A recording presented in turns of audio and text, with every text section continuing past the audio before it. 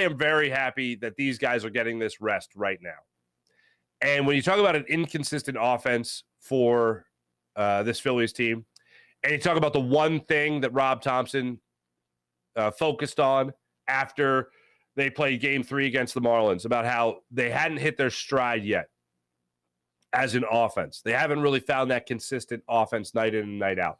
That was the first thing he talked about as far as what he was looking forward to for the second half of the season. Yes, look, the starting pitching has been shaky.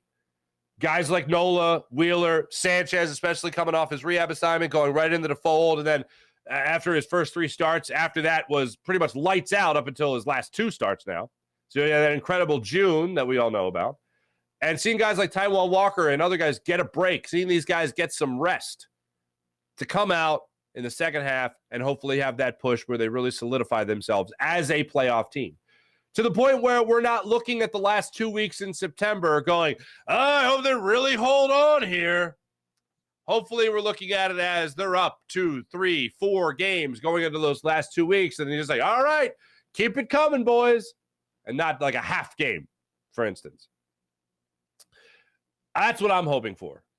And I remember at the end of last season, Rob Thompson just talked about, even when the team started to fail and their late August, mid-September good run that they went on there started to wane a little bit, and they started to go back and play some bad baseball. Rob Thompson stayed the course the entire time. This is a playoff team. We're going to the playoffs. We got this. That whole type of attitude that he had in his post-game press conferences was instilled in his players too. Yes, it doesn't look good right now, but we're still making the playoffs.